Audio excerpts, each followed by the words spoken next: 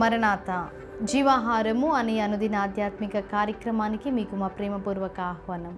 ఈరోజు వాక్యాన్ని బైబిల్ గ్రంథం నుంచి ధ్యానించుకుందాం. మార్కు సువార్త 1వ అధ్యాయము 29వ వచనము నుంచి 39వ వచనం వరకు మనము చూచినప్పుడు ఇక్కడ యేసుక్రీస్తు ప్రభువారు మరి ఏ విధముగా సమాజ మందిరములో ఆయన వాక్యము బోధించేవారు, అలాగే మరి ఇతరులకు సహాయము చేయడానికి ఆయన ఎప్పుడు కూడా సనుగుకోలేదు, విసుక్కోలేదు. మరి ఎవరైనా రోగులు ఆయన దగ్గరికి తీసుకొని రాబడితే వారి నిమిత్తమై ప్రార్థన చేసేవారు. అలాగే సాతానుతో శోధింపబడుతున్న వారిని ఆయన వారి నిమిత్తమై ప్రార్థనలు చేసేవారు. అనేకులు రోగులను తీసుకొని ఆయన దగ్గరికి వచ్చినప్పుడు వారి నిమిత్తమై ప్రార్థన చేసి మరి వారిని స్వస్థపరిచే దేవుడిగా ఉన్నారు. ఇక్కడ కూడా మనము చూచినప్పుడు వాక్యములో 30వ వచనంలో సీమోను అత్త జ్వరముతో పడి ఉండగా వెంటనే వారు ఆమెను గూర్చి ఆయనతో చెప్పిరి. ఆయన ఆమె దగ్గరకు వచ్చి చేయి పట్టి ఆమెను లేవనెత్తెను. సీమోను అత్త జ్వరముతో బాధపడుతుంది. వెంటనే ఆయన స్వస్థపరచడము మనము చూస్తాము.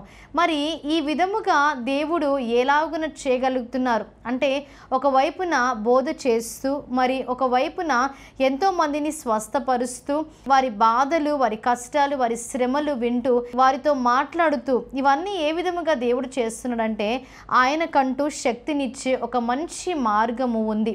మనము చూసినట్లయితే అదే మొదటి అధ్యాయము 35వ వచనములో ఆయన పెందలకడనే లేచి ఇంకను చాలా చీకటి ఉండగానే బయలుదేరి అరణ్య ప్రదేశమునకు వెళ్ళి అక్కడ ప్రార్థన చేయుచుండెను. దేవాతి దేవుడు మరి ఉదయ కాలమునే ఆయన ప్రార్థన చేసే దేవుడిగా మనకి ఇక్కడ కనబడుతున్నాడు. మరి బైబిల్ గ్రంథములో మనం చూసినట్లయితే ఎన్నో వచనాలు ఉన్నాయి. ఆయన ఉదయకాలమునని 4 గంటలకి ప్రార్థనలు చేయడము, ఆయన అక్కడికి రావడము మనము చూస్తున్నాము. ఇక్కడ కూడా మనము చూసినట్లయితే దేని ద్వారా ఆయన శక్తిని పొందుకుంటున్నాడంటే ప్రార్థన శక్తి అని వాక్యములో మనం చూడగలుగుతున్నాం. ఉదయకాలమునే పెందలకాడని లేచి ఆయన ప్రార్థన చేస్తున్నాడు. అందుకే అక్కడ అనేకులు స్వస్థపరచబడుతున్నారు.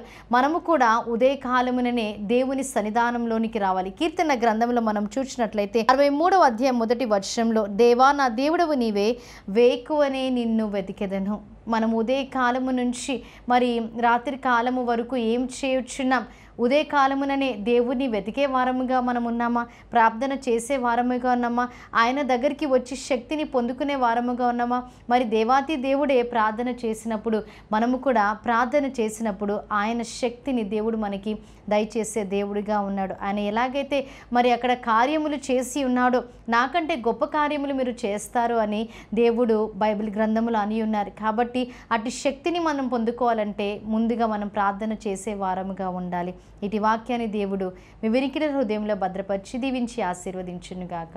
ప్రార్థన చేసుకుందాం. మహాగణుడా, మహోన్నతుడా, పరిశుద్ధుడా, మీకు స్తుతులు స్తోత్రాలు తండ్రి.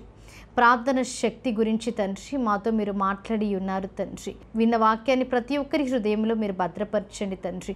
ప్రతి ఒక్కరికి తండ్రి మీరు సహాయము చేయండి. అవును తండ్రి, ఉదయకాలము నుంచి రాత్రి కాలం వరకు ఎన్నో పనులు ఉన్నప్పటికీ తండ్రి కీర్తనకారుడు అన్నట్టు తండ్రి వేకువనే తండ్రి మిమ్మల్ని వెదికే వారుగా ప్రతి ఒక్కరిని మీరు తీర్చిదిద్దండి.